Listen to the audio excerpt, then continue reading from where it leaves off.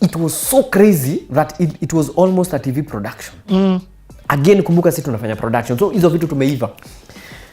I wish ningekuwa hapo. Nilipatiwa role, ilikuwa kazi yangu ni wale wasewao simama kama ni kama it's like an aid, so to speak. Wale wa ancient. So nimedunga nguo zinakaa wale my Egyptians, kale kitu kalikuwa kanakuja hivi. Nilikuwa naitwa Habakkuk, and for the longest time even watu wakolewa wananiitaga Habakkuk. That's one role that shaped my life. What? Hiyo role, do you know ilikuwa na lines gapi? 3. Hizo lines 3 ilikuwa kusema yes my lord, natoka. Naongoja wachapa chape, naitwa naulizwa swali nasema yes my lord. Natoka, nachapa naongoja tena ikikuja kuisha naitwa yes my lord. 3 lines. But for me, I was glad I was doing something. Bro, nilikuwa naingia scene 8, but show ikianza nilikuwa ngara. Show iko hapa napelekana nao. Manze mpaka nimejua line zao nasema. Naongojea kwenda na naenda tu kusema yes my lord nirudi. But tukiwa hapo tukapatana na jamaa. Sasa maalunda walikuwa na kam kuzipiga msasa. So by then I was so happy I'm so glad to have a guy called Jeff Ayoma. Jeff Ayoma ni ninja mother-in-law. Jeff Ayoma akakama kaniuliza, unajua hiki kitu unafanya anyone anaweza do. So ni nini unaweza ongeza so that you own it. Juu kama sasa ni kutoe ni hata ule mother kuja akasema yes my lord na atoke. Hiyo kitu nikafikiria sikuenda lunch. Juu sasa hiyo time tunakula lunch ya shule. Unajua watu wa drama was so serious such that mpaka lunch inawekwa kando ya watu wa drama. Sasa inafurahia hapo juu leo sitanunua lunch. So akaniuliza that lunch nikafikiria. And I thought, you remember ile character ya yes my lord? Yo, that's what I brought. So tukirudi after lunch akaniuliza umefikiria? Nikamchapia. Yes my lord. Bas. Ndio hiyo. Akaniambia, "Ngoja usiambie mse, wacha utaniambia." So tukichapa tu hivi play vile nilifikiwa. Nikaulizwa kitu. Yes my lord. Kwisha. Guys were blown at what? Do you know what happened? That evening, the reason why Jeff Ayoma is here is to kuichapa msasa, because that evening tunakuja kufanya dress rehearsal, dress rehearsal ya mwisho, so that because kesho yake is the main show. So leo akina Fred Ndimuli wamekuja, leo Abel Mutua wamekuja, Dennis Mugo, yani the who is who wamekuja. Bro, unaona pale ni kitu first of all hata sijioni kwa TV bro, acha nisikudanganye. But ni wase bro, sijui kama unanielewa. Legends. Sasa ni kuua show. Nikafikiwa, Jeff Ayoma uko sawa? Nikafikiwa. Yes my lord. Yani watu wanacheka. Ile swali hata anaenda kuniambia kunituma tena. Inabidi kwanza ngoja wasee waanze kumaliza. Akinini na mimi kama kale kaguka. Everything that's the way it connects. Everything in life, and that's why was you assume vitu, cause kitu moja kwa history yote kama haingefanyika maybe singekuwa hapa to speak to start with.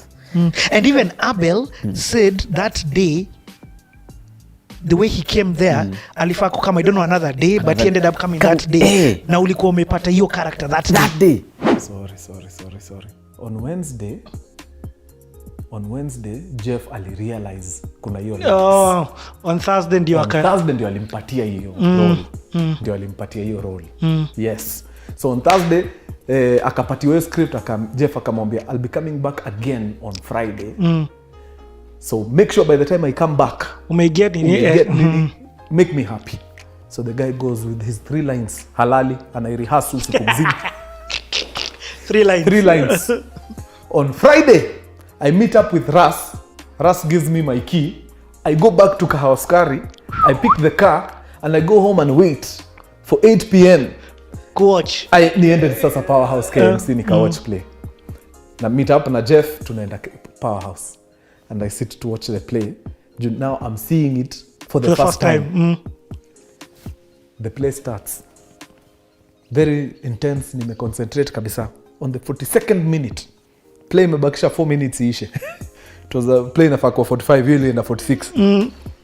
This guy comes in, amejipaka jivu huku, is old. And he does 3 lines. But the way he did those lines, any hata siwezi muimitate. You guy, I was under my seat. Nilikuwa nimeisha. The guy is funny as hell. 3 lines. 3 lines. The guy was so good. Those 3 lines gave him adjudicators award. What? Kwa play. Those 3 lines. He was on stage for less than 5 seconds. Yes, that's how good. I don't know how he did it. I don't know. From the facials, just walking to the stage. Because alitembea kwa stage before the lines, alitake time. Alijua, mumeninyima lines, mutanijua. So the way he was walking to that stage, ndio ende ashike position, aseme hizo lines start. Hiyo tu walk ni funny.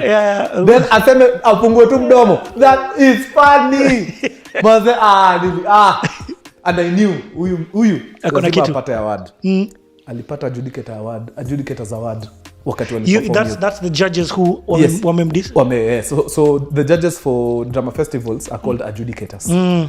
So there are times when you have your people kabisa, you have your best actors, you have your best actresses, but there's one guy somewhere who did something outstanding. So now they're given a special award called the Adjudicators Award. Hii role, it was very minor, designer tungemweka hapa for the main actors category. Lakini yumse ni mnoma. He was outstanding. Yeah. So chukua Adjudicators Award. He scooped that award. This guy is Timothy Kimani Ndegwa, aka Njugush. Juu ilikuwa nitolewe. The reason why Jeff Ayoma ananikalisha chini ni juu inasemekana hiyo role si necessary. Yes my lord. Hiyo ni kitu hata anaweza uliza wale watu wako nao. Like for example we are talking here, niulize stima iko.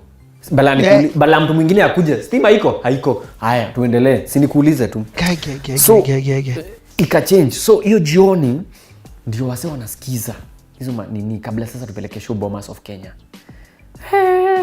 The reason why hii show ni high stakes, it's because kuna shule inaitwa IAM, East Africa Media Institute. Walikuwa na jeshi bro. Walikuwa wamechapa kazi. Unajua nani alikuwa na direct? Cleopas Malala. Senator Cleopas Malala. Cleo production zake they were not just plays bro. Alikuwa analeta nyoka stage. Kuna wakati alileta mpaka mto. Unaona kabisa ni mto. Alikuwa analeta vitu. Cleo alikuwa na production. There's a production alifanya mpaka ikabaniwa. Ilikuwa inaitwa what was the name? It was very political. It was very political conscious. Mpaka ilikuwa inabaniwa. Show yake ilikuwa inaja hivi. So Cleo alikuwa nao. Bro anakuchapia show. So si walikuwa wanatutingisha juu tunataka kureclaim hii glory yenye imepotea. The former glory. But wanataka kuchoma. So stakes were very high and that's why those alumni came. Now that evening bro tukachapa show ikaenda hivyo. Freddy Nimbuli akasimama akasema, kuna hako kamseka kwa wapi? Kwa nini kana lines kidogo? Like kamse. Because it's never in my nini kuongelelewa. Yeah. It was always nimecheki huyu jamaa amechapa. But mimi amenimulika aje. Nikasimama natetemeka. Freddy Nimbuli ni sayo nilikuwa namuona Kiss, alikuwa anasoma News Kiss TV. Akasema this guy, who is the script writer? Wenye walinifukuza bro. Huyu jamaa ongezewe mistari and they came with a solution. Wakasema huyu jamaa, huyu king alikuwa na mtoi kwa hiyo palace. Anaenda kukufa king but hana any known boy child mwenye ana take over from him. But kwa hii mtaa kuna maid ambao walipata naye mtoi na yule tu mtu anajua ni huyo maid. Maid of course anajua. Ule tu mtu anajua katikati ya king na huyo maid. Indimuli akasema ikwe ni mimi. Wacha haka kamzee kakwe ndio kana siri. Si hata ni kamzee kumaanisha kamekaa kwa hii palace for long.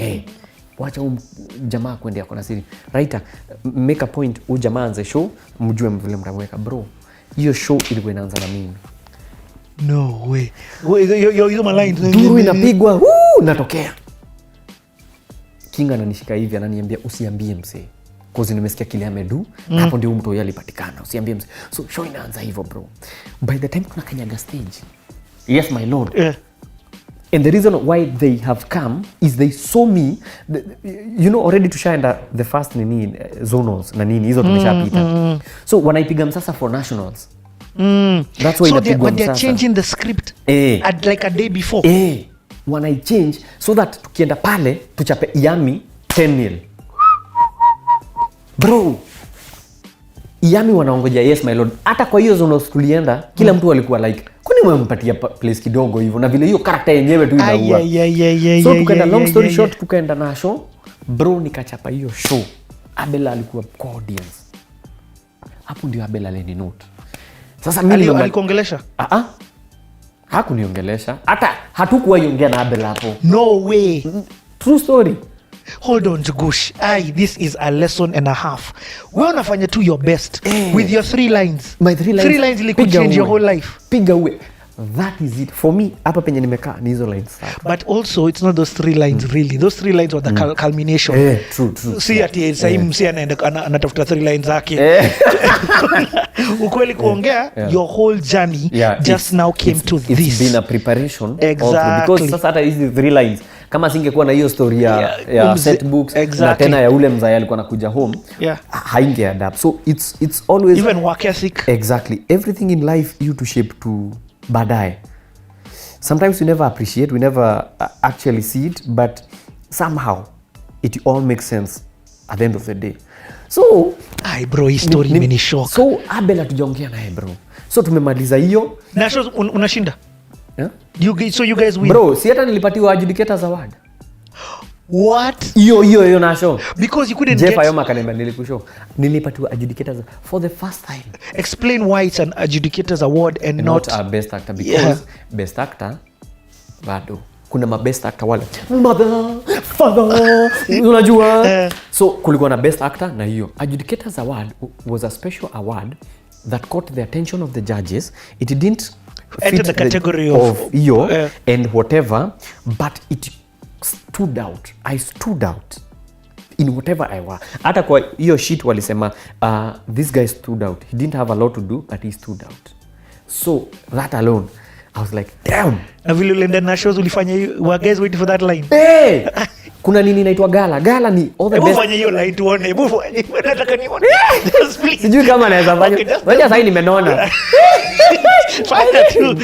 Ilikuwa yes my lord. Unaingia kama unaangalia watu hivi. Ukichapa mdomo. Gala guys used to wait for that. Mpaka wanaita Habaku. For the guys akina Jasper Murume. Jasper Murume alikuwa Zitek. And alikuwa ananijua kama Habaku. Wananijua kama Habaku because that was my role, my character.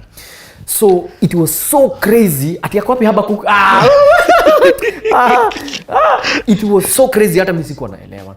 But that was it. For me, again, this is not what I do for a living. I'm just doing co-curricular activity. Tuletewe mchere tukule, siku hiyo sitalipa lunch. Then we go back to school. I go back to my TV production because mimi nataka kuwa Kilali Mado fulani. Right? So tumemaliza hiyo show, imeisha. Then nikasikia manzi, Tahidi hayo wanatafuta wasee. Na guess nani wanapatiwa chance? Wale watu walipatiwa awards. Si nilikuwa hapo. Bro, tulingoja. Tulingoja. Mpaka nishaambia madhi. Sasa mimi manzo unachikita hivi. Usiambie msee. Tulingoja. Saa hiyo behind the scenes hatujui hata akina Abeli walitoka. Because hapo ndio wazo ilitoka. Juu walikuwa wanataka kuspice up hii kitu. Akina Abel ndio I think walikuwa wanaandika script then. So bado hii time hatujaongea na Abel. So nikachukua makaratasi zangu. I remember nilikuwa na fare ya one way kutoka KMC pale Nyayo roundabout all the way to Nairobi Academy. Karen. So nikaenda nikafika huko. Sikuwa na fare ya kurudi. Nikafika huko nikapatiana makaratasi zangu. Sasa hiyo Filoni alikuwa na direct. Nikaenda kumbe hata sikupeleka hata passport yangu. Kaniangalia kaniambia ni wa KMC sawa. Sawa. For him I think alikuwa anajua he'd rather we do something different. But mimi for me this is your chance. So nikampatia makaratasi. I remember hata niliomba lift. Kuna conduct wale nihurumia nikamwambia naenda shule na sina fare. Kaniambia sawa. Ikija utasimama sawa. Nikafika Nyayo. So it didn't happen. It didn't happen. So niko hapo. Hiyo ni first year. Ebu imagine ningeanza nikiwa first year. First year ikaisha, so I'm back to school nini. Bado drama napiga is the love mpaka nikachaguliwa prop manager. Yani bado tunachapa show, shule bado nachapa TV production. Ulianza ku script write sahi? Bado. Okay. Bado. Because what I'm doing is bado sijafika huko. That came later. What I'm doing is just my coursework. Okay. Yeah. But I was asking in drama in Powerhouse. Wewe ni actor tu. Lakini sasa hii wanajua kuna ka something wanakupatia more lines. Mpaka sasa Kiswahili play mimi ni main character bro. Second year. Ala main character mbaya. Mpaka kuna nyingine nilikuwa naeka mkono hivi. Bro, bado hiyo watu wana nice. So second year ikaisha. So that year I'm going to finish school. And are you still najua unakimbia na hii story but then I'm trying to still find some lessons here. Now because now say in a sound ni the routine too. Unaenda class but are you still going to that class here broadcast? Yes. As we continue the upgrade. Mulianza na introduction ya broadcast. So kwa that unit sasa they are upscaling, they are now doing documentaries. Wewe unapata easy learning ni tu you don't have actually by degree. By the time tukuja sisi tukave sijui lesson fulani nishakava huko. Aspect ratio ya kushoot in America they use nazijua zote bro. Yani nimeiva mpaka kurekodi ile tulikuwa inaita barcode ama ilikuwa zile za marangi nyingine inaitwa barcode, kwanza record hiyo alafu anza sort the color bro, nilikuwa nimeiva because all I used to do is to take advantage of like for example tumekaa hapa, we're supposed to go out later, then tumekaa hapa, simu yangu ina moto. The best thing to do sasa hivi hakuna kitu na do na situmii phone kuiweka kwa charger i-charge because if I don't charge sasa zile tutaenda out kuita cab ndio uta realize sina moto. So utakuwa umekaa chini for nothing. So hii time umekaa chini si ufanye tu kitu inakusaidia kwa maisha. Analogy na I feel. Hapo umetoa analogy 10 points bro. Unasema simu yangu ilizima aje na umeshinda kwa nyumba. So that was what I was doing. I was trying to fill in. Mpaka I went into radio. Shule ilikuwa na a radio station inaitwa ECN. I got a reggae show bro. Nilipiga reggae show. Yani mimi sidhani hata ni kidogo hakuwa anapika, ningefanya pia course ya kupika. So that day imefika, now everyone is like niko na Anko KTN Citizen. So hata hiyo ikikataa manze nitaenda NTV kajiski KBC yani bro. Ujue ile internship nimepiga kabla. So after hiyo drama ya first year ilikuwa Bomas Nationals. Drama ya second year ilikuwa Mombasa. Na hiyo time ndio niko internship KBC. So at this point siwezi ingia kampo. Kwetu kwa nyumba yetu inajulikananga ukimaliza high school unaingia campus. Sasa wewe umetuletea unataka kufanya nini? Best question ever. Because most, and I've seen it even with my own siblings, my own sisters, because you do so well in high school. Alafu uambie mzazi unataka kufanya hairdressing and maybe that's your passion. Upeleke hairdressing. So inabidi tu umepelekwa kampo to do something maybe that you don't even like. Just because you're smart. Now for me here I was with my grade and my mom doesn't know what to do with me. So she asks me, what do you want to do? I said, cinema. I want to do film. And at that point the only college offering film that she knew about was the Kenya Institute of Mass Communication in South B. Before that I'd never even heard of KMC. So on the day I got my results, the next day tukapanda matatu tukaenda South B. I walked into those corridors of the film school and I was at home. Remember what I told you, my entire life, because niko ghetto, niko huku Babini, there's nowhere where I felt I fitted in. But the day I walked into KMC, I felt home. And then I got accepted into KMC and now all these students I'm meeting, now I'm at home. Ebu just ngoja. You know, your story, there's something that's not clicking to me and maybe I just need to ask. Where did this film passion come from? I'm trying, you know, it's the one thing in this story that is very confusing. When people ask me, Introduce yourself. I say I am a film lover. I genuinely just love film.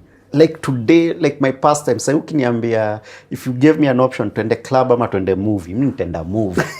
I just love film. I love being lost in that world. Before even being a filmmaker, I am a film lover. So basically what I do about film, my career being film, I do what I love. If there's something I love is film. So simple. Were you always watching movies? Yes. Let me use your counterparts. When I've sat here with Njugush, yes, amenipigia story ya drama school in the way of acting. When I've done here with Abel, he's telling me about movies, that the ghetto cinemas in school. So with you, nimesikia you talk about rugby. So I'm like, and then randomly you say, okay, kuna film. No. And then like, kuna film. I think I used to dedicate a whole Sunday for films. Because so is that where it started? Yes, it is. Yes, it. Even now at that young age in primary school, I even used najuita ninyorosha. But in my head, I used to be the Don who marries the leading lady in a film. The protagonist, not the antagonist, is it? Why am I forgetting that name? Ulikuwa Zorro. Yes, the one who gets the femme fatale, which I did end up marrying. Exactly. So tutaingia hiyo. And so by the way, in my head, film was always. But do you understand why your story is confusing? Everything is speaking against film. You have a black and white TV until 2001. Who was that, bro? You're not here stopping me to tell me about KTN and how it was changing your life. So I'm like, it's like this thing was in you, and I think I see, which is something I dealt with in my 30s. Because of my love for arts and my parents, my dad seeing that there's no future in arts, I was always discouraged against it. I was always told there's nothing you can make out of arts. And you're a kid. So as much as I knew I loved it, now me trying these other things of rugby and all these other, it was running away from, because I'd been told you'll never be successful. There's nothing from this. So I think I kept that part of me closed off. So I never tried. I told you I was the best student in Swahili in primary school. I was naturally recruited for the Mjadala team, and I was good, but I quit because it was a performance thing, and I'm constantly hearing from home, hii kitu haitakusaidia. I'll try a stage play. I'll do one, maybe in church or in primary school. But I'm constantly being told, hii usanii haitakupeleka anywhere. These are things that I am unpacking in my 30s. And I realized the one thing I struggle with is imposter syndrome and just not believing in myself. Because you've grown up your entire life being told you're not good enough. Because I was not good in sciences. I was not good in maths. And the arts that I'm good in, you're being told they will not amount to anything. So you grow up believing you're not good enough. So you you'll try something with arts in Akubamba, but okay, it will never amount to anything. So I think I get you have explained it so well. Now it makes sense. Okay. Now nimeona the puzzle. All right. This is a thing that you could not proudly talk about. Yes. So even now when you're giving your story, you're not from these younger years. You're not bringing it up. No. You've talked about fine art. You've talked about rugby. Yeah. You've talked about all of these things. But me, I'm like, umeamka one day, then you've decided you're becoming an actor. In confused. I'm like, there's always a way the dots have to connect. Now you've connected for me. I've connected. And there's something that clicked. If you were to ever sit my sisters here and ask them, they knew I will never amount to anything. Because the one thing that I love, I'm being pushed away from. And I'm not doing well with all these other things. So me, I was just that guy. Niko tu. Like no ambition, nothing. Then when I got my KCSE result slip, remember these are the times we were being told for you to be successful, soma, Yeah. pass, enda university, andikwa kazi. Sasa sijasoma, Hujapass. sijapass. So siendi university. So sitakuwa successful. Wow. But remember, nimeona the good life na nimeona ghetto na mimi sirudi ghetto. So it was like a switch. Immediately I got my result slip. I was like, I'm going to be successful. Come rain, come sunshine, I'm going to be successful, and it's going to be through arts. By the way, it's like one day I woke up and it was a new feeling. All of a sudden, let me tell you, nilimaliza 2004, nikaingia college in 2005 September. In these 9 months, from January to September of 2005, my refuge was church. So the youth there was... What church? PCA, Karibangi South. Bro, in those 9 months, hakuna kitu hatukufanya. I did stage plays, I did concerts. In PCA is a very old school. Yeah. You don't bring concerts. People are dancing. Unless they be like instrumentals. Yeah, you do not bring. Choirs. Na hiyo time ndio Acapella groups. manze, hiyo ndio time Mary wamehit. Hiyo ndio time Esther ana rap uko bro. Cause I mean, I the bougie school I went to, I was into hip hop. Also, yes, cause nili grow up na uko flani. Yes. I was into hip hop. So nasikia kina Juliani, nasikia kina Esther. I'm like, hebu ambia wase unasikia Esther. It's your joke. I know you're saying it as a joke, but you know that the usual convo where people are told name 5 top, not ciphers, not rappers. 5 what? Freestyle rappers. Top 5 used to be in my top 5. I hope I remember, but there was Kitu Siwa, there was Feed Q from Tanzania. Who else used to be in my top 5? Juliani? No. Juliani, I to date, Juliani is my all-time favorite artist. But now, when it comes to freestyle, but you used to be in my list. And now, nilikuanga nasema Esther wasona, and I'd tell them, let me tell you, Esther is a gospel rap artist, but he will curse you out with the Bible. He will freestyle around, bro. I don't know why you stop. Hakuna do. Aliniambia niwache hizo vitu. Yeah. Bro, you are ahead of your time. Asante. That's bro, you're making me feel old, bana. But here's now I have my piece. First and foremost, I'm also hearing you talk about church for the first time. Oh, okay, yeah. Nebu tuingie history ya church. Right. Is this now when you start going to church? Yes. So again, back to when you asked me, your parents were liberal. I genuinely have the best parents in the world. They were strict, but they gave us options. So in primary school, Miss Kwamse wa church. So everyone would go to church. On Sunday, mi naambia mi naenda kucheza bola ama watch movie. That was my thing.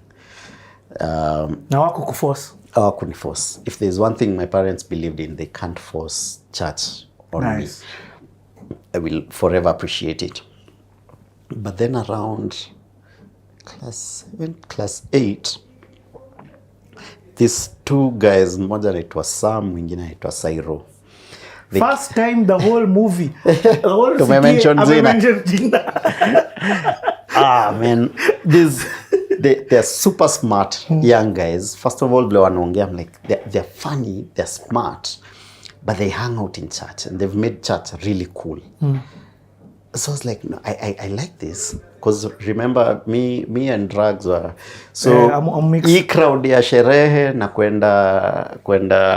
kwenda zilikuwa zinaitwaje hizo nini za Sunday. Funky? Hizo rave za Sunday za jam session. That was not my thing.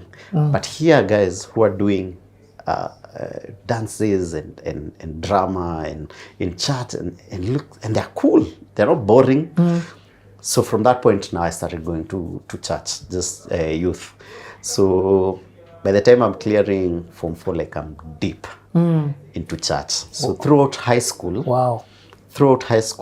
there was a group we used to be called GT, Glorious Teens. That was our name. We started that culture of doing hip hop dances in church, doing functions. We started camping. Wow. Bro, tulikuwa tunaenda some crazy camps. Hata kuna time tulihike Mount Kenya, because the older guys, they made church fun for us, and then we joined it, and then we picked it up, and then here we are being given this freedom. At that point, there was a reverend. He's called Reverend Karanja as well. He's a new reverend who's coming to the PCA church, and he's young. So he's like, no, let these guys, let them do their thing. Nice. You know, so again, so now I clear Form 4, and then that 1 year before I joined. Your gap year. Your gap year before I joined Kole. Now I'm working hand in hand with this reverend and the leadership. I even got voted into the whatever of youth in our church. So the way PCA works, kuna parish, which is your church and the locality, and then zinaenda ziki whatever. But by the time I stopped being serious with church, I was being voted in youth leadership, like way up here. Yeah. Yes. And we made church fun, because that was something that our reverend then used to say, we need to find a way to bring young people to church.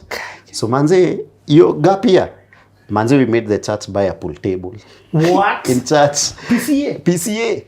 Pool Yeah, table, walibai, pool table, table tennis, darts. And the reverend is telling the parents, look, I know these are things that you'll find in a bar or in a club. But look. But because we want our kids to come to church, situzibai, ni games too. So Monday to Sunday, you're just hanging out in church. Because it's fun. So as you're doing all these activities, pia mko na Bible study, you know, so you're growing in your faith in church, but you're going there for the fun. You're going there, you're going to be dancing, you're going to be doing plays. There are all these fun games. So in that gap year, the things, like people will look at me. I used to be the kid that you never see at the front of church. All of a sudden, I'm right there, smack in the middle of things being run. You know. You get that story so deep. Because you know that gap year, when you can now get lost proper. 100%. Proper. Yeah. And especially you've lost your father figure. Yes. So it's perfect reason to get lost. Kabisa. Wow. Okay. Yeah. Another thing that I love about your story. Yeah. For the first time you've said belong. When now you're joining Kole. Yeah. You found your tribe. Yes. It's like throughout this whole time, as much as you were being exposed and entering all these different places, you felt misfit. Yeah. Or you didn't feel that feeling like, this is my people. Right. So what year do you join, and now let's enter college. Yeah. So, Kenya Institute of Mass Communication. 2005, September.